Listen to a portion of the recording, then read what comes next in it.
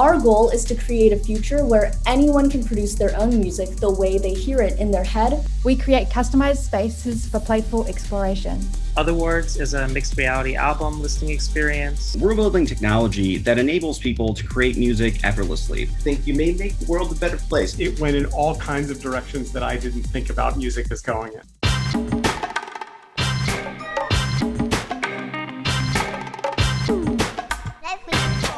Welcome everyone to Algorithm Nation, 4 tech tools pointing to music's future. I'm Brooke Epley, SVP of Strategy and Business Development at ASCAP. I also lead the ASCAP Lab, ASCAP's innovation initiative. Disruption and innovation can come from anywhere, and learning to harness that change has never been more relevant. The ASCAP Lab's Immersive Music Studio Challenge allows us to work with and nurture emerging industry talent and to experiment with new ideas, new technology, and new business models that create future opportunities for our members and music user partners. To learn more about the ASCAP Lab, please visit ascaplab.com. And if you'd like to get involved, please consider reaching out to us at lab@ascap.com and be on the lookout for future events hosted by the ASCAP Lab.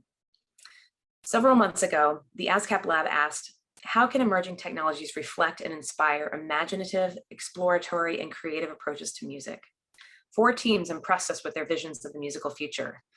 These teams are at very early stages of development, both pre-seed and seed stage, and for the past 12 weeks during the Immersive Music Studio Challenge, they've been hard at work moving their projects into the next phase of development. Today, we'll hear from 4 teams who are synthesizing music from brainwaves, reimagining hybrid virtual and live event spaces, creating mixed reality interactive album experiences, and empowering creators with instant music tools. Also joining us are guests who are leaders in their respective fields across areas such as digital strategy, software engineering, songwriting, music publishing, and venture capital. Like you, they are hearing about these projects for the first time and are here to offer feedback and to ask questions in order to determine which team might have the greatest positive impact on the music creator community. If you're watching this event in its debut weekend, you as the audience will have the chance to share your thoughts on the impact of all 4 of these projects. So please consider viewing with a second browser tab or device at the ready to make your voice heard. We are also joined by the group of ASCAP mentors who dedicated their valuable time each week to guide these teams during the 12 weeks of this program. They will be deciding which team to recognize as the group that made the biggest strides during the program. And finally, we could not have pulled off this great program without the support and guidance of the New York City Media Lab. Let me therefore hand it over to Erica Matsumoto, New York City Media Lab's Director of Partnerships and New Initiatives, to kick us off. Thanks, Brooke. This is our 2nd year of partnering with the amazing team at ASCAP Lab, and we're excited to share with you these 4 projects that reimagine the future of music creation and experience. For those watching who aren't familiar with the NYC Media Lab, we're a university consortium, and we run innovation challenges that bring together universities, startups, and industry to explore applications of emerging tech. I'd like to introduce NYC Media Lab's Executive Director, Steve Rosenbaum, to share a little bit more about what we do at the NYC Media Lab. Steve? Thanks, Erica. The NYC Media Lab is a consortium of universities housed within NYU's Tandon School of Engineering that includes NYU, CUNY, Columbia, Cornell Tech, Pratt, Parsons, SVA, among others. We select startups as well as students and faculty to build prototypes and develop use cases within industry in areas including spatial computing, immersive experiences, applications in AI, and machine learning. We are so excited to welcome and present to you today these 4 teams. Take it away, Erica. Thanks, Steve. Now we'll kick off the team presentations for our Immersive Music Studio Challenge. Let's begin with our first team, Synth. Sinead and team, take it away. My name is Sinead Ng. I'm currently an undergrad student at NYU's Clive Davis Institute of Recorded Music studying music production and technology. I've always been fascinated with emerging technology and how we could use them to revolutionize the way music producers and songwriters create music, which led me to start Synth. Have you ever spent hours looking for the perfect sample or tried to create that perfect synth, but you still weren't able to recreate exactly what you were hearing in your head? We're designing a new music software plugin that will be compatible with your digital audio workstation and allow you to take the sounds you want to create and turn them into a MIDI instrument without the hassle or knowledge of sound design. Our goal is to create a future where anyone can produce their own music the way they hear it in their head without having the expertise and knowledge required to become a producer today. Now, you may be asking yourself, how will we do this? Is it magic? No, it's not. We're using brain-computer interfaces, or BCIs. A BCI is a device that translates neural information such as EEG waves into commands capable of controlling external software or hardware, such as your computer. In recent years, interest in commercial BCIs to help track focus has grown as companies such as Neuralink, Neurable, Muse, and Emotive are coming out with products targeted at everyday users. They're becoming more and more promising as the next evolution of your smartphone. We believe that within the next 10 years, everyone will have some form of commercial BCI, and they will help us accomplish many things we couldn't before. And that's where we come in. MySynth is driving the future of brain-computer interface applications in music by using new synaptic technology to allow humans to synthesize sounds simply by imagining them. We act as a bridge between commercial BCIs and your digital audio workstation by creating a music software plugin that decodes your brainwaves and generates the timbres you're imagining. Think of it as a preset for your current wavetable synthesizer, but instead of a pre-built sound, the sound is coming straight from your head. Once this sound has been generated, you can then tweak various parameters like a traditional synthesizer using our user-friendly graphical interface until the sound is just the way you want it. So why is now the perfect time to start thinking about a product like this? Well, in 2018, the combined revenue of the home studio and pro studio market was over $1.2 billion. And this industry is expected to continue to grow through 2023 and beyond. As popularity for home studios and bedroom pop continues to grow, people will need tools that are easier to use and help them differentiate themselves from others. MySynth is a highly customizable tool that brings out the uniqueness of each and every one of us. During the NYC Media Lab challenge, this was the first time we took our concept and turned it into a working prototype. We started by using facial movements such as blinking and jaw clenches to trigger signals that would play back a sound, since these actions would create a visible spike in the EEG signals. Then what we did was have participants put on the Emotive BCI and listen to recordings of a sine wave, triangle wave, sawtooth wave, and square wave. They were asked to listen to and imagine the sounds in their heads while we recorded their EEG signals through the BCI, and our software could determine what sound they were listening to. Keep in mind that we're only working on the software plugin part of the process, and you'll be able to use any third-party commercial BCI hardware of your choice. So now let's take a closer look at what MySynth does.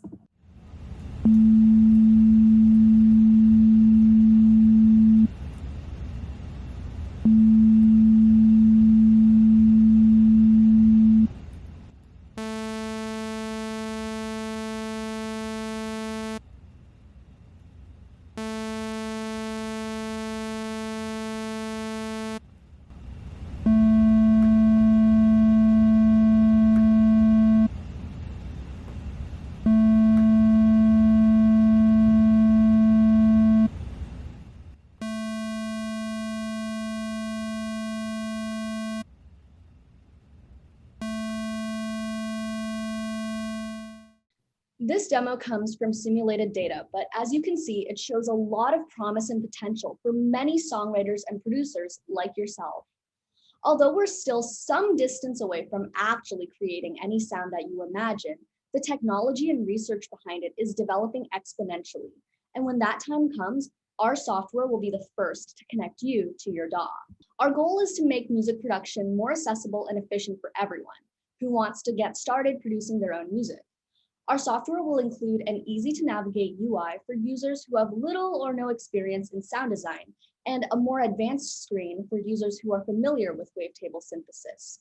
Not only will MySynth help songwriters and producers create their own unique sounds, but it will also help many other fields, such as film composers and sound effects designers, to get that extra precision and unlock sounds that can't be created with traditional synthesizers or methods. Our plugin can also be used as a tool for people with motor impairments and can be modified for use in music therapy and self-expression. Our focus is creating a software plugin that will be compatible with various DAWs and create accurate recreations of the sounds you're imagining. So one of the challenges we'll see in the future is how to integrate existing research and whichever commercial BCI becomes available, whether it's Neuralink or another company, into our existing framework. Here you can see our timeline. I actually started this company back in December of 2020, and within these few short months, we've already been developing our prototypes and testing them, and we hope to launch our product in the summer of 2024. In order to achieve this, we have an incredible and diverse team of people working on this project. We're a group of musicians creating tools for musicians through our own experiences and expertise. We fully understand the challenges that artists and producers face because we've experienced it firsthand, and we want to help solve these problems. Just like a fingerprint, your brain is unique, and soon you'll be able to create music that not only sounds the way you want it to, but can only be created by you. So, what are you thinking? Thank you so much. Thank you, Sinead and team. Let's open it up to feedback and questions. So I love the idea and I think it's really exciting, but I wonder what the risks are for you of people needing to adopt the idea of having some kind of a interface. You need musicians to decide that they want to be connected to their computer. Do you have projections about what the likelihood of that is, and is that an obstacle? Yeah, I think we've been working with several BCI companies, including one called Neurable, and they're set to launch their very first product, N10, in 2022. So it's basically a pair of headphones, and it literally looks and feels like a very comfortable pair of headphones. You can play music through them, and they've developed technology where they're able to read the EEG waves simply from those headphones. So there's a lot of different designs out there right now that aren't like the bulky headbands or even like implants, because I know a lot of people have some risky thoughts about having a chip implanted into your brain, but there are so many companies working on BCI solutions right now. So I don't really see that as a problem. It's just kind of when they're gonna be released and when people are gonna start using them. That's a great answer, thank you. All right, Nick, let's turn to you. Thanks. I love this project, and I think it just shows huge promise. And I love the idea of being able to imagine music. My question for you is, I'm wondering as you've been researching this this idea, how similar do we each individually think of music? Right? Do we have the same brainwave reaction when we're thinking of a specific piece of music, or are there variations in different people? What have you seen? So in terms of like music perception, usually you can average responses over a population, or 4 or 10 subjects, and get pretty reliable outcomes, like for classification of different tones or even imagined music. So there seems to be some overlap, although every individual is different in terms of even what's called like a default mode network of like how, but even within this individual difference, there is like a grand average that you can take off, especially with something as low spatial resolution as a BCI. Very cool, thank you. Yes, John, let's turn to you. Okay, so I'm fascinated by this as someone who does it the old-fashioned way. And I was just wondering, so when we saw that demo going on with that note, which I think was an A note, is that reading an EEG wave, or is that person actually thinking that note and that note is being translated? So in the demo, the note was set to just the same note for all of them, but we were mainly focusing on the timbre. So that's why you saw the 4 different wave shapes, and that's what they were focusing on. Yeah. I see. Thank you. I really felt like I was in the 21st century watching that. Thank you. All right, let's do one more question. Sim. Are you able to synthesize speech and singing as well, or does this only work for, I guess, a single note or musical instruments? So we're very early in our research production yet, but ideally we would be able to get something more out. So there are already some implementations of using a BCI as an instrument. These are mostly like research projects that have been like published in like very sparse publications, but or there have been, sorry, only a few sparse publications of this kind. But generally, you can get something like a chord. You can get individual notes. You can also get, so it depends on basically how far we want to go with it. So, but we're still in like the very early phases of being able to map out these things. Let's move on to the next team, Dotdot. Kate and Elizabeth, take it away. Hi everyone, I'm Kate. And I'm Elizabeth. And we are from Dotdot, a creative studio working at the intersection of art, technology, games, and live performance. Our multidisciplinary team comes from backgrounds across film, dance, theatre, education, creative technologies, games, and sound design. We founded the studio to take these creative tools into real-world environments. So what does that look like? Pre-pandemic, we created immersive experiences for physical spaces. But when COVID-19 stopped the world in its tracks, we went back to our massively multiplayer gaming roots. 10 years ago, we created and ran a massively multiplayer online gaming world for kids, based on musical collaboration and the idea that you could attend a virtual concert in a galaxy of wacky planets in outer space. Most virtual events these days and performances are a little more than a Zoom call that you pay to attend. This video in a box format doesn't create the space for memorable experiences or meaningful interactions. So we took our toolkit from designing MMOs and created Social, an experience platform for live events that brings back some of the serendipity of in-person ones. We designed Social with 3 guiding principles: ease of use, immersion, and serendipity. It requires no gaming knowledge, has simple point and click controls, and can be accessed easily via web browser, no download required.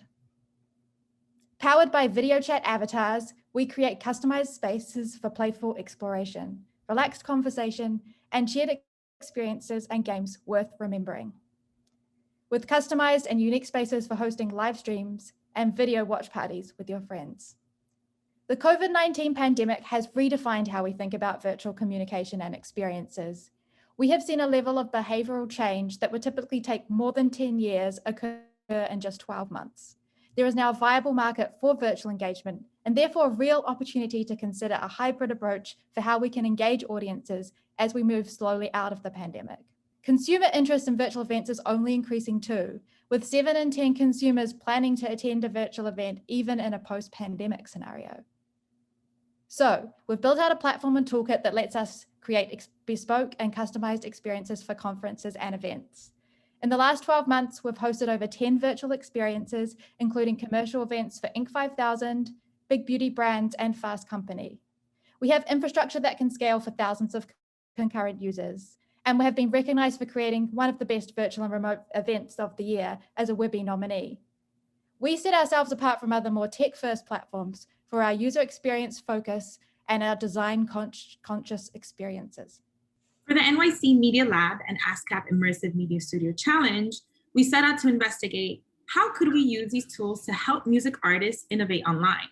Specifically, we wanted to look at how we could use these tools in a hybrid context to reach larger audiences and generate new revenue streams for both arts venues and artists. During the pandemic, we watched all kinds of artists apply their creativity to reach an audience with the tools available to them, popularizing a lesser known genre of entertainment known as virtual performance. We spoke to venues across New York City to learn how they approached virtual events during the pandemic and how they plan to continue approaching hybrid events as the city opened. We learned a couple of things. The first, that many of them ended up using a hodgepodge of platforms that both audience members and performers needed to manage on their own to deliver the experience they wanted for the event. For many of them, this was sort of complicated as they first navigated live streaming, and many of these platforms were hard to learn and adapt to. Arts professionals also told us that these existing solutions did not allow for enough customization, so the experience felt poorly designed. And lastly, art venues and artists don't always have the resources to invest in growing these skills within their organizations. We decided to partner with Jalopy Theater for our first pilot. Their engagement and commitment to working closely with music artists during the pandemic, despite the challenges presented, exhibited a strong community spirit embedded in their sense of place, a physical theater and music school in Brooklyn, New York City.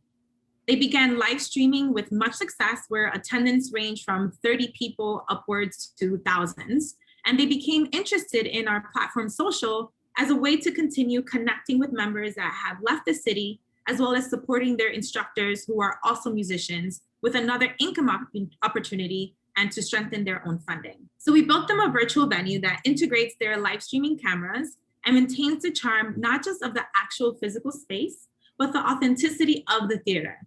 To do this, our team headed to Carroll Gardens, where Jalopy is located, and we took photos of the venue. We are excited to show you a video giving you a glimpse of what the social experience for Jalopy Theater looks like. Hey, Kate. Hi, how are you? I'm excited about the show. I'm happy you're here. Me too. Should we go inside? Let's do it. So Jalopy actually have a record label, Elizabeth. If you follow me, I'll show you their merch stand over here. I'd love to. Wow, this looks great. Yeah, cool, right? Should we check out the show? Yeah, let's do it. I think it's about to start. So what have we learned the past 8 weeks? We've learned that we can build a 5-room venue in 4 days, including the time it takes to photograph and creatively customize the space for the event. Simple techniques for creating co-presence in our new main stage space worked pretty well. It felt like you were part of something. We also recognize that the chaos of the pandemic and the city restrictions made it difficult for short-staffed and underfunded venues to properly plan for both in-person and live streaming, especially amidst the city opening back up for the summer. Venues need help with solutions for ticketing and digital marketing promotion. So we also have to be prepared to support them across the full pipeline of producing an online event. With Jalopy Theatre, we are planning to host further events to test the model and experiment with pricing and monetization.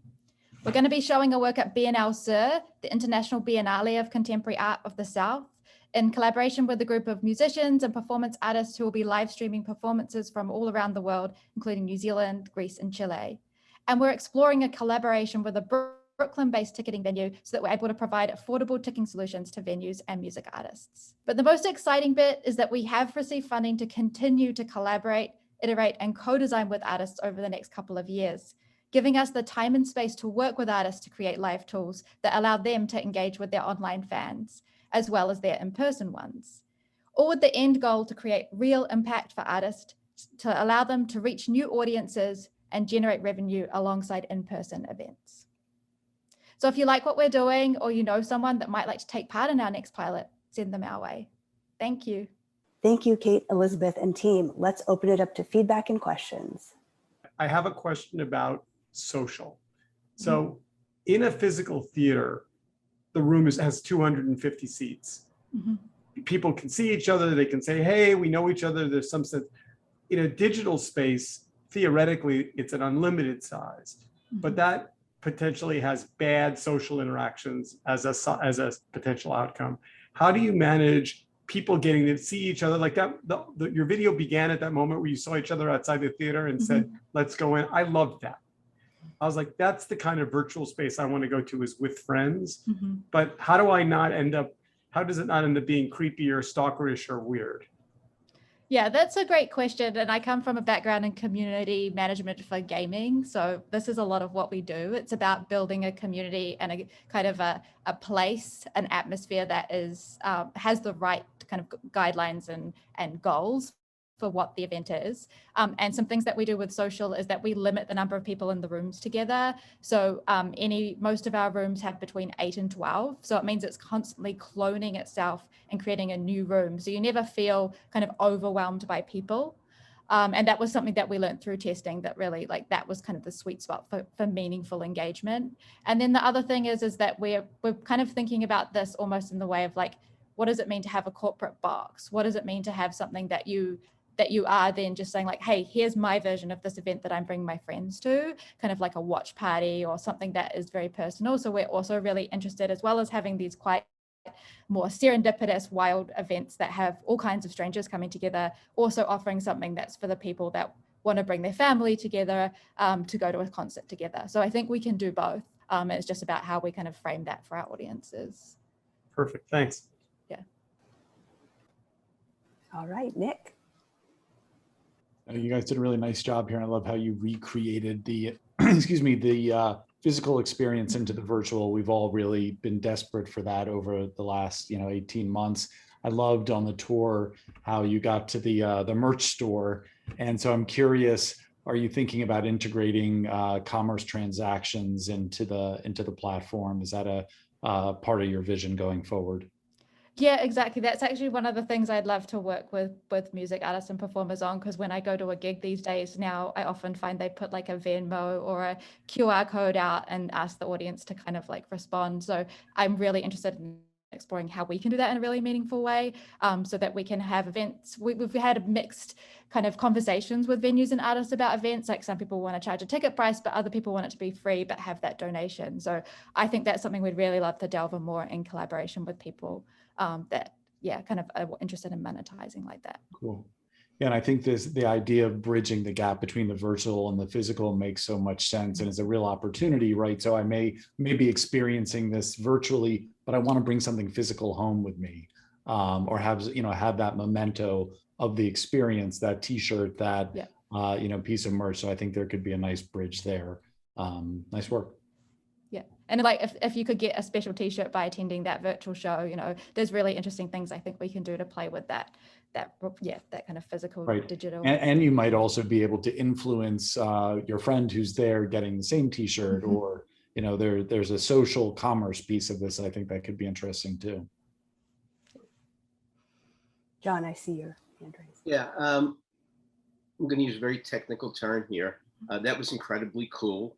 I thought it was really, you've created so many, I love the environment you created and created things. I want to go live there because so many things that I miss in life, like strolling through a record store, going to a show. I saw that. I thought that was really, really well done. And you're creating something to help a challenge that I saw firsthand happen to a lot of creators that I worked with. You're creating a real environment, sort of, in a way where they would be able to perform for people. So I thought that was well done. Thank you. Yes, Deepak. Yeah, just one thing about the thing which I think Steve asked before about stalking. So how do you envision having these people meeting the people in the front door, right? I mean, do you need to know like these 5 people are already going there so that you already pre-know that, or you go search for them? How do you actually search for the people you're looking to actually enter the theater? Yeah, so we have a few different ways that we do it, and it really depends on the event. So sometimes we just make it anyone can join, and it's a bit of a you get mixed up, and it's kind of serendipitous with who you end up with. Other times we sort people into groups, so we have like some kind of drop down, so you kind of choose what group that you're in, and then you're socializing with those people.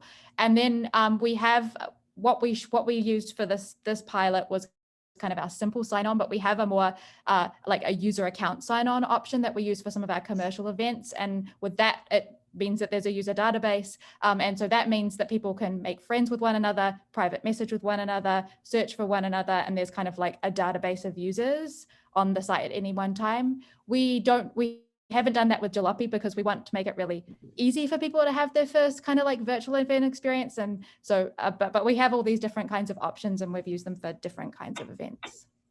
I mean, are you exposing any sort of metadata about a person, or its person goes by a screen name, or what kind of this is my full first name, last name? Because there's also privacy things that come into play, right? Of course. And so the minute we're collecting personal data, there's a privacy policy.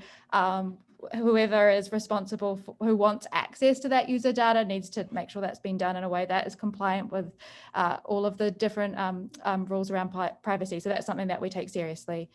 In our simple sign-on version that we have now, none of that is saved, and people are kind of welcome to show up how they want to in the world. They can put in a fake name. It's not checked. Cool, thank you. Yeah. Let's move on to the next team, Otherwards. Bill, Devin, take it away. Thanks everybody for joining us. We are Otherwards, and we're here advancing music fan engagement. I'm Devin Kinney. I'm an artist, writer, musician working across several media.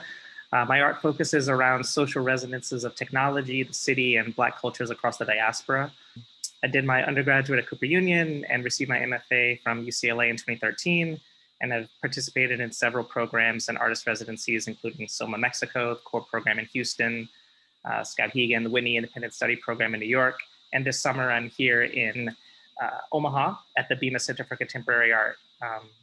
Had work featured in MoMA PS1, Performance Space, New Museum, The Kitchen, Red Cat, and more across the US and internationally. I'm an ASCAP member, and I'm soon to be releasing through the New York-based label Purple Tape Pedigree, and I'm glad to be here with the Otherwards team. Hi, everyone. I'm Bill. I'm an AR/VR developer and a STEM educator as well. I teach at Cornell Tech. Devin and I met at Cornell Tech because we're both art fellows. Yes. I was a student at the time, and we've moved forward, but we've been building tools for musicians and performers to use during their any of their sessions. And so we came into the ASCAP Music Studio Challenge thinking about different ways to continue our projects and exploring how people can engage with music. And I'm happy to share a short video demo.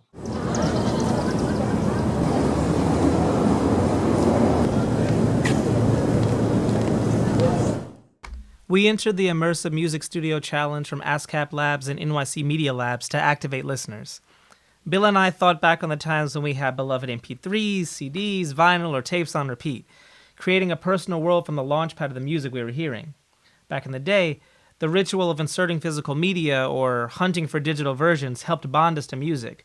But today, with music so much more readily accessible, we're talking literally tens of thousands of songs uploaded daily, new modes of creativity are needed to connect musicians with lovers of music. Those liminal moments, those in-between spaces when we're on the way somewhere or coming back from somewhere, the times we don't think about. These are some of the times when we build the strongest connections with musical artists. And today, we're no longer limited to just sound. We can go beyond a linear album art booklet and create immersive spaces that include image, video, lyrics, and more. With mixed reality, we can help forge bonds between users, creators, and everyone in between. Otherwards. Here we have an example of someone opening up the app.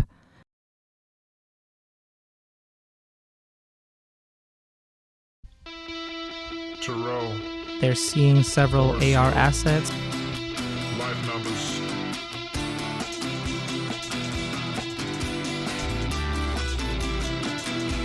This could be an image or text or video or even 3D object as you see here.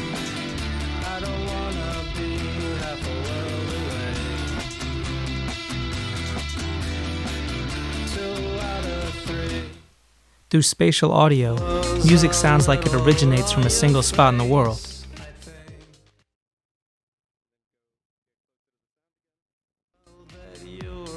Headphones encouraged. If you were here, I know you'd feel the beat.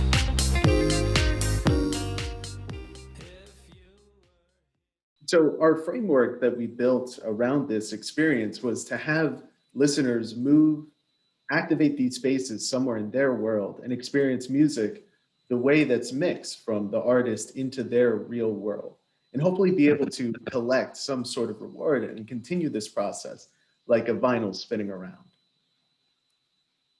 We took advantage of the technology in the Unity game engine, as well as AR Core, which allows for the augmented reality performance on your phone so that you can use these systems to get precision tracking. That enables spatial audio.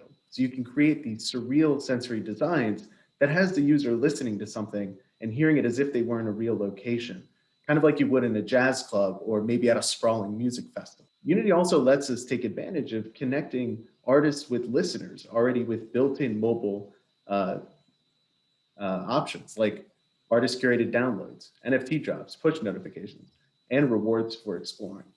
And so it's not just teasing some tracks or promoting a release, it's engaging directly with those users. And we like to imagine a world where we can share these virtual listening worlds and experience them together, but it isn't easy, and the challenges are really, really great. The tools just aren't there yet. We want to be able to throw things around in a world. However, right now, the Unity engine is really complex, and the AR technology is strong, but the tools are very young. And so it leads us to ask questions of how does an artist lay out a virtual 3D space? Or even how do they design spatial sound?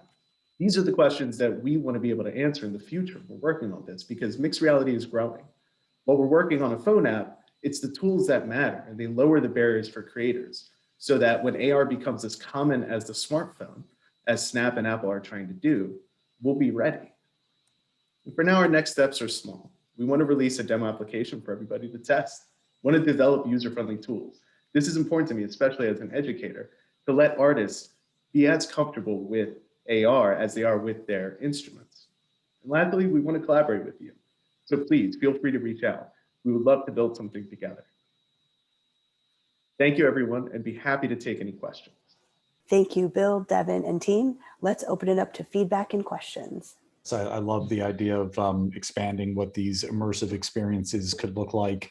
My question is, are you envisioning Otherwards as site-specific experiences or more adaptive to different locations or environments that a user might be in? Meaning, is it, do I have to go to this one place to experience what someone has created, or might it adapt based on where I am, and I might see different elements if the app were to recognize, through the camera, I don't know, a building in front of me or another person, and then adapt to that, or both? We want it to be both. We want to create, this is the tools part of the conversation, is that if an artist really wants it to be geolocation based, we want them to be able to do that effortlessly. And similarly, if they want it to be triggered by some spatial thing, a very specific, marker, they can do that as well. It's just all of these options are really disparate currently. So we do want to provide those. There's a possibility in which, if we were to white label this to work with other artists, that they could have experiences that would be, adaptive to the environment of whoever is listening, but also, you could set it up so that it would be custom to a particular location. For example, if it was at a music festival or something like that, you could say, oh, in this location, this particular asset will pop up, and this location, this asset will pop up. So there's possibilities for both, and I think there's richness in having both avenues approach. And do you envision sort of branding what this experience is? Is it in other words, or how do you envision that? Because I think, for example, we all know right now what a TikTok is, or we know what a Snap is. Do you envision sort of the same sort of kind of structure and framework so that a user knows what they're going to expect out of this experience? We're still really early in that. It's nice to be able to think about ourselves as reaching the level of TikTok. I would love to. But sometimes when I think about Unity as a platform for people to express their creativity, I would like Otherwords to be viewed in that same way. It's a tool for expression, but it's not the brand that shows up at first. All right, let's go to Deepak. Yeah, hi. I think this is very cool. My only question is, when somebody is actually going into a particular location or whatever they are looking at, and they're creating a sort of music, are you going to have people share that with other users as well, so that they don't have to go, they can relive this moment when they actually, even if they're not in that particular location?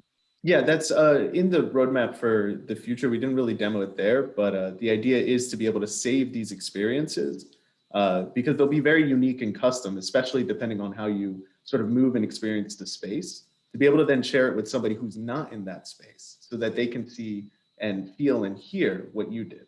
These environments can be scaled. So you don't necessarily have to be within an outdoor terrain to experience the different, images or videos or other 3D objects. It could also happen just on the scale of your kitchen table or something like that.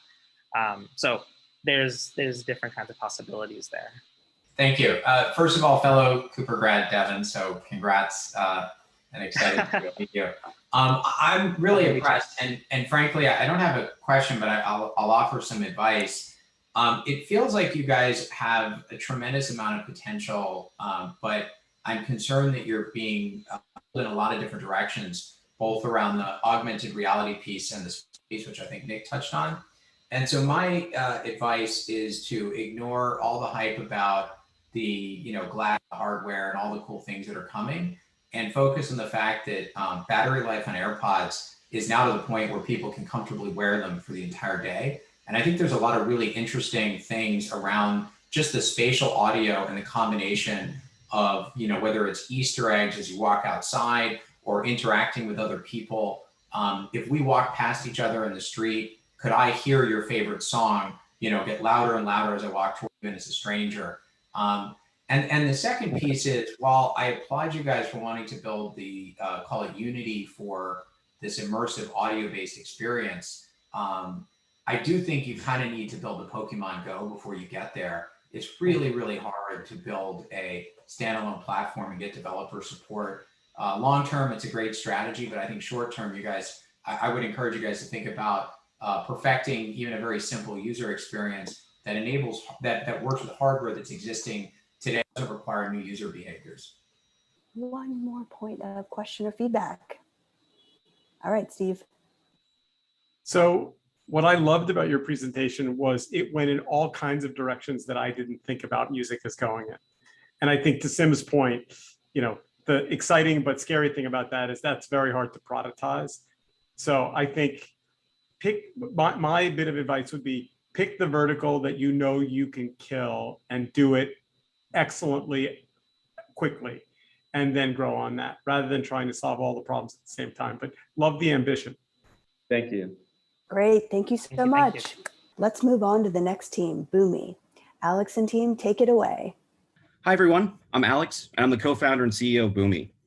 At Boomy, we're building technology that enables people to create music effortlessly, regardless of their skill level or access to resources. You can think of what we're building kind of like the iPhone camera, except instead of one-click photos that you can edit and share, Boomy gives you one-click songs that you can personalize and release. I want to start by talking a little bit about why we're doing this. So as a musician, I was lucky to have music education in my public school, a musical family that encouraged me to make music, and resources to be able to create. So when I think about making music, and I bet when a lot of people watching this think about making music, it's clear. We know what an instrument is, we know what studios are, we understand how to make music. But for the vast majority of people in the world, when they think about making music, it's a mess. It's a mess of instruments, tools, and services. And the reality is the complexity leaves out most people in the world from participating in music, from taking the leap even, and making that first song. So at Boomy, we set out to make music making open to everyone. And we simplified everything you can see on this slide into a simple, easy to use interface that helps you frictionlessly create music instantly. And this is a product that's free to use, available worldwide, right from your browser on pretty much any device, which is pretty incredible. Now, people call Boomy an AI music company, but that's only kind of right.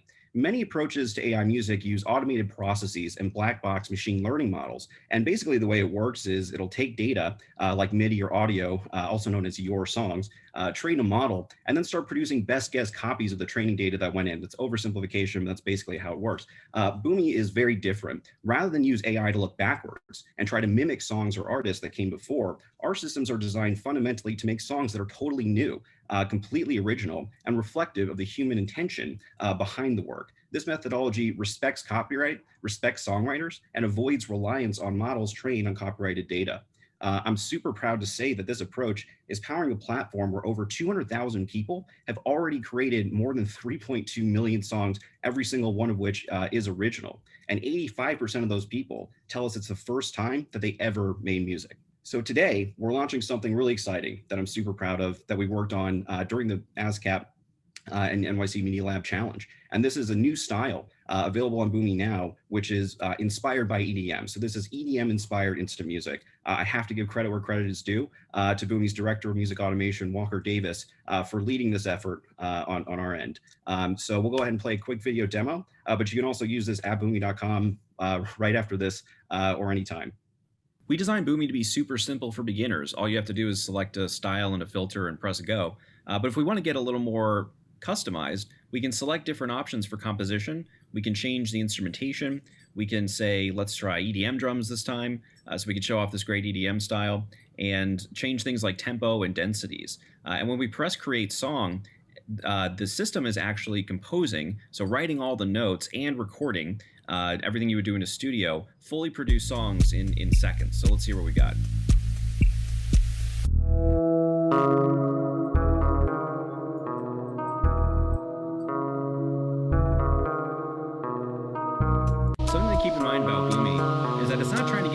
perfect.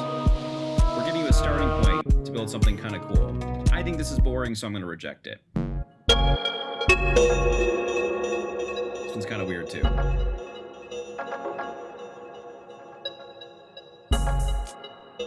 See if it picks up. Nah, I don't like this one either. So we can actually reject entire song options.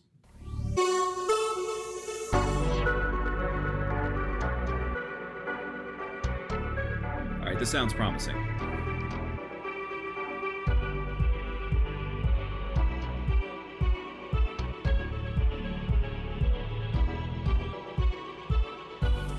We'll let this one play out a little bit. You might notice some of the filter sweeps, some of the effects. A lot of this audio capability was built during the challenge period, and we're really excited about it.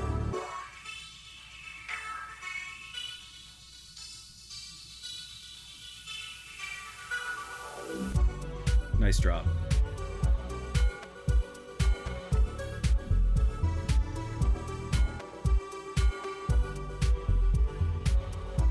So I think I like this one. I'm going to keep this one. So when I hear something I like, I can save it. I can give it an AI name, and I can start editing it. I can start changing aspects of its production, aspects of the composition, and even change some of the arrangement. So I know what some of the musicians and producers in the room might be thinking when we talk about AI or when we see a demo like that. So I think it's important to stop for a second and talk about what this isn't. This is not artificial intelligence robots coming to make music and take over the world. It's really a new method for people to express themselves with music without needing all the time, equipment, resources, and training that it takes to create that that first song or create music in general. We see instant music and AI not as a disruption, but as an evolution. With every advancement in music technology in the history of music came unexpected joy, unexpected new musical traditions. And frankly, even 3 million songs in at Boomy, we're still in the embryonic phase of exploring what happens when you reduce the barriers to creating music and expressing yourself with music to totally zero. Some of the emerging traditions we're seeing already at Boomy include everything from totally stupid meme songs and silly nonsense to serious stuff, serious expressions of religiosity. We're seeing songwriters and producers use Boomy to find inspiration. And we're seeing new music cultures develop in emerging territories where people are using Boomy to make music on $7, $10 smartphones. So we're really just getting started, and we can't wait to hear what you make. We can't wait to hear what the ASCAP community makes. Finally, I just want to give a big thank you to the NYC Media Lab and ASCAP for allowing us to participate in this program. Frankly, we're humbled to have partners like these to help Boomy lead the industry into a future with millions or even billions of new musicians. Thanks so much. Thank you, Alex and team. Let's open it up to feedback and questions. So I have a question. Really cool work with this. I'm excited to play around with it myself. I'm curious, and of course, we love the idea of sort of copyright-friendly, safe music. But as you think about the copyrights here, I'm curious, is this a co-write? Is this a co-write between the person who originated and the Boomy engine? Or how do you think about who the copyright belongs to? Sure. So, to quote all of our favorite attorneys, it depends. This is new stuff, and we're working with leading attorneys. We've also engaged directly with obviously organizations like ASCAP and the U.S. Copyright Office to try to figure out what the right framework is. We're pretty confident in the framework that we have today, which is that we basically just manage the rights by default. And if users need the rights, we can issue users those rights. It kind of changes depending on the territory. It kind of changes depending on what the use case in the music is. We don't want, open questions to prevent us from continuing to innovate. And so we're pretty confident in the framework we have so far, which has held up. Gotcha. And I think there's also another piece of feedback. I think there might be a really interesting intersection between what you're doing and what my Synth is doing here, because I think you're making it so easy for people to originate music. And given there's still a lot of work to sort of get from that brain impulse to specific instrumentation, there might be a cool intersection between the teams. I think you're right. And back to the point about evolution, the interfaces for music are obviously changing significantly, right? maybe, and that change, the interface changes, the underlying technology changes, but whatever the interface is, regardless of whether it's, you know, your brain and you're thinking it, or if you have limited mobility, or if there's a lot of different ways to use these products and these technologies to express ourselves with music. And however those interfaces change, you know, AI is actually already being used in interfaces in professional settings to create music and to you know, assist in production. So we're taking a lot of stuff that actually kind of already exists and packaging it in a really consumer-friendly way, and crucially in a free, low-cost way for everyone, anyone with a smartphone. Great. I love the idea that the original spark is that human creativity and it's just augmented by the technology. What are your thoughts on differentiation and distribution in the market? Obviously, a lot of companies doing sort of AI creative music. How are you thinking about kind of getting this out there? Sure. So it starts with not thinking about it as AI created music, where we think a lot about our users, and we've been building in public, you know, for some time through a couple of betas. And you know, to give you a short answer, I think there's a lot of things that we know and understand, not just about how to do this from a technical level, but what people are actually doing on the ground, and not just in territories that we think about, but emerging territories. The other area I would say we're differentiating is that we care a lot about commercialization, and we're not going to shy away from that. I think there's been a lot of incredible work in the AI music and AI field, but a lot of that work has been academic. And we set out to say, well, what does it take to commercialize this? So we didn't have time to get into it in the presentation, but we're actually also a distributor. Our users can distribute the songs that they make directly to Spotify and 48 other streaming services without leaving the Boomy platform. That's what they told us they want to do. So we've got kids who are making music who had never made music before, who are going on making fun songs, throwing it up on Spotify. We cut them into an 80% revenue share. And so they can actually make money through the Boomy platform in their TikTok videos, in the places that they're already creating. And I think one of the insights that we have about this emerging generation is that they think of themselves, and our users a lot of the time, you know, some of them think of themselves as musicians when they use this with a capital M, but we're seeing a lot of creators with a capital C, where music is one thing that they're doing, part of an overall sort of scope of they're making Roblox games, they're making music, they're making videos, they're making all this kinds of stuff. So in terms of differentiation, like I said, I would say primarily, I think we understand what it takes to commercialize and what the market actually wants from this technology. Not only do I think the idea of giving people who don't have any means to create be able to create, I even think that professional creators, sometimes you just need a jump start on an idea and may be able to find it there. I also, believe it or not, think you may make the world a better place. I think music has some healing powers, and I do know that the act of creating music is very therapeutic. So I think you may help some people find some solace in their lives by working. I also do think that this could be a great educational tool. You may even want to someday think of doing something for people with special needs with this. I think the possibilities are limitless, and yeah, thanks, great job. I appreciate that, and that it still isn't what we do in Silicon Valley, make the world a better place, right?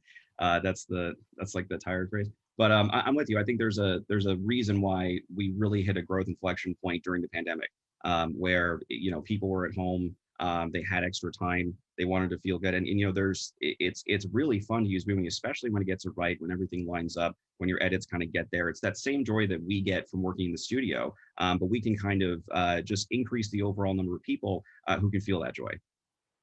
My question was just since the way I saw the demonstration, it was basically an individual type of a music creation, right?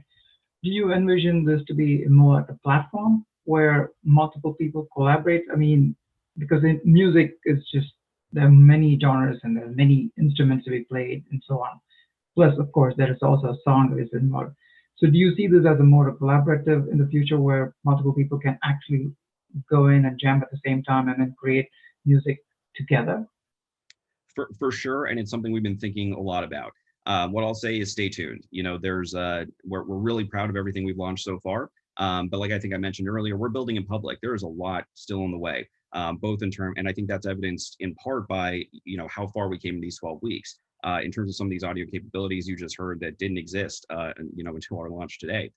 Every time we improve something, we get more users, we get more feedback, we understand what people want to do, and collaboration is pretty close to the top of our list. And we've been thinking a lot about that. So I would just say stay tuned, sign up now. There's a lot on the way, but we're really proud of what we already launched as well.